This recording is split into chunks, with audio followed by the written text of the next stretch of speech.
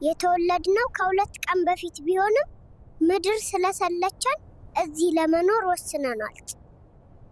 እዚህ እንዴት እንደምንተነፍስ ምናምን ይነግራችኋለን። ግን ላይክ እና ሰብስክራይብ አድርጉት። የተወለድኩት ከአንድ ሰዓት በፊት መንቲያዬ ደግሞ ከሁለት ሰዓት በፊት ነው። አሁን ቦርሳችን ውስጥ የምናስገባቸው ዳይፐር፣ ብርድ ልብስ እና ወተት ናቸው። ጨረቃ ላይ ሊያስፈልጉን ይችላሉ። ወዮ መንቲያዬ ዳይፐር መጣየቅ ረሳች። ሄጄ ከነርሱ መግዛት አለብኝ። ሁሉንም ነገር እኔ ነኝ የምሰራው። 2 ወይም 3 ዳይፐር ስጠኝ። ግን ከ20 ዓመት በኋላ ነው የምከፍለው። አሁን ስለተወለድኩ 1 ሳንቲም እንኳ የለኝም። እውት የመንቲያዬን ስራ ተወለድን እዳ ውስጥ ድብና አርጋ አስገባችኝ። ምንም አይደለም፣ ሰርቼ ከፍለዋለሁ። እህቴ እነዚህ ዳይፐሮችሽ ናቸው። አሁን ቢወለድም ወንድምሽ ነኝ። ስለ ክፍያው ምንም አትጨናነቂ። እሺ ለመሄድ ዝግጁ ነን። ሁሉንም ነገር አለን። ደግሞ አትፍሩ፣ ዳይፐራችንን ቀይረናል። ስለዚህ በጥሩ ሁኔታ ላይ ነን። ዛሬ ዶክተሮቹ ስብሰባ ላይ ስለሆኑ ለመውጣት ይመቸናል። ምርጥ ጊዜ ነው። ይህ መውጫ በር ነው፣ ግን አንድ ጠባቂ አለ። እሱ እንደሄደ ወዲያውኑ እንወጣለን። ዛሬስ መተኛት አይቻልም። እሺ ሸሽቴን ታክሲ ወስደን ወደ ጠፈር እንዴት እንደምንሄድ እያሰብን ነው። ግን ነገሩ ቀላል አይመስለኝም። ወደ አውሮፕላን ማረፊያ ወሰደን። ፍጥነትን ቀንስ፣ ምንም አይነት ሙዚቃ አትጫወት። ስትደርስ ደግሞ ቀስቅሰኝ። እሺ ከታክሲ ወርደናል። አውሮፕላን ማረፊያው ቃብ ነው። መንቲያዬ ቦርሳችንን ረሳን። ወይኔ እናም ቦርሳ አያስፈልግም። ምን ይታወቃል፣ እነሱ ጋር የተሻለና ጽዱት ያለ ሊኖር ይችላል። የምንገባበትን ቦርሳ አገኘን።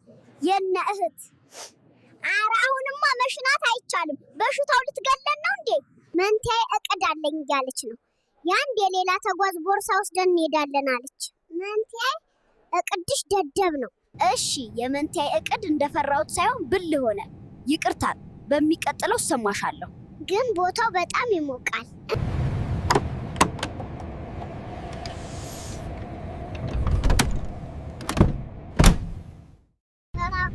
አንድ ሰው ጠየቅኩኝና በ10 ሰዓታት ውስጥ እንደምደርስ ነገረኝ። እስቲ እስክንደርስ ወታት ልጠይቃቸው። አውሮፕላን ውስጥ አቅርቦት የለም። ርቦኛል በፈጣሪ። ለእኔና መንቲያዬ 2 ወተት አመጣው። አሁን እኔና መንቲያዬ ዘና ፈታ እንላለን። ተመልሰን ቦርሳ ውስጥ ገባን። ሁሌም እንቅልፍ ማን ይቀሰቅሳት በእናታችሁ። አረ ቶሎ ተነሺ፣ ደርሰናል። ተነስተን መሄድ አለብን። እንዴ ቀድመሽ አተኝም ነበር? አረ በፈጠረሽ ተነሺ። አሁን ወደ ጠፈር ወደሚወጡበት ጣቢያ እንሄዳለን። ከዛ ጉዞ ወደ ስፔስ። ቬሪ ናይስ። እህቴ የአስትሮናውት ቦርሳ ውስጥ ገብተን ከሱ ጋር ወደ ጨረቃ ይነዳለን አለች። ግን ተኝታ ነበር የነገረችኝ። እንግዳ ቦታ ነው፣ ማንም ሳያየን የገባ ነው። አሁን ቅርብ የምናገኝ ቦርሳ ፈልገን እንገባለን። ጀግኖች ነን። ይህ የምንገባበት ቦርሳ ነው። አሁን ወደ ጨረቃ እንሄዳለን። ግን መጀመሪያ የቦርሳው ባለቤት መጥቶ ይዞን ይሄዳል።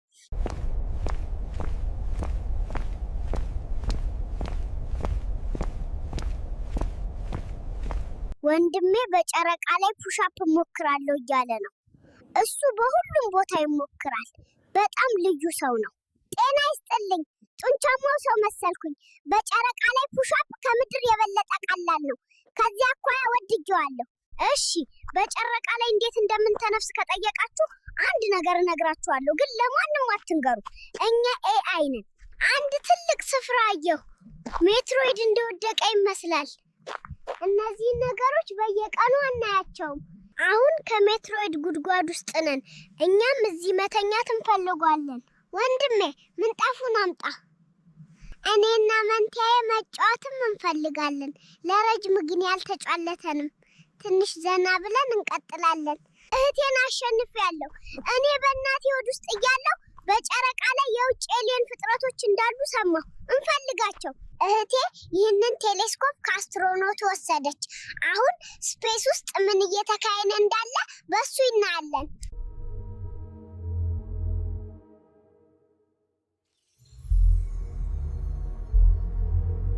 ይህንን ኤሊየን ዜጋ አገኘን ግን አይናገርም። እኔ እንጃ ፊቱ አያሳምንም።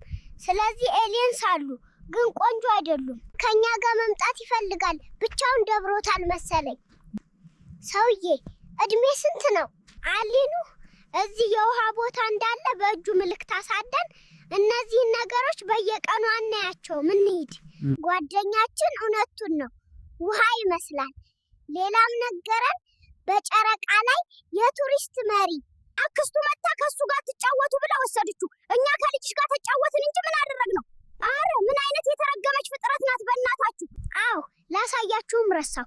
ከበስተጀርባ ያለው ፕላኔት ምድር ነው። ለምን ትልቅ እንደሆነ አላውቅም። ምናልባት ኤአይ ስለሆንን ነው። ይህ ፕላኔት ማርስ ነው። ዋው እንዴት እንደምታምር! ትንሽ ሩቅ ነው ግን ለመሄድ እንሞክራለን። እሺ አሁን የሆነ የምንበላ ነገር ፈልገን እንቀምሳለን። ትንሽ አረፍ ብለን ደግሞ እንቀጥላለን። ሆዳችሁ ተሞልቷል ግን እማዬ በሚቀጥለው ይዘንሽን እንመጣለን።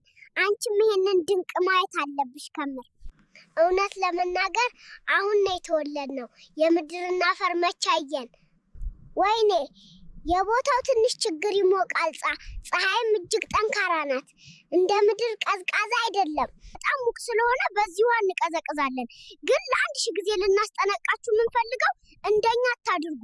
እኛ ኤአይ ነን። ትንሽ ቀዘቀዝ ብለናል ግን ልብሳችን በውሃ ተሞልቷል። ብርድ እንዳይዘን ልብሳችንን ማድረቅ አለብን። ልብሳችን ደርቋል። ንጽህና ከሁሉም በላይ ነው። ከተወለድን ስላልተኛን አሁን መተኛት አለብን። አሁን እንተኛና እንቀጥላለን። ችግሩ ግን ሰዓቱ ማታ ነው ቀን ነው ምንም የምናውቀው ነገር የለም። እህቴ አሁንም ተኝታለች። ልቀሰቅሳትና እንቀጥላለን።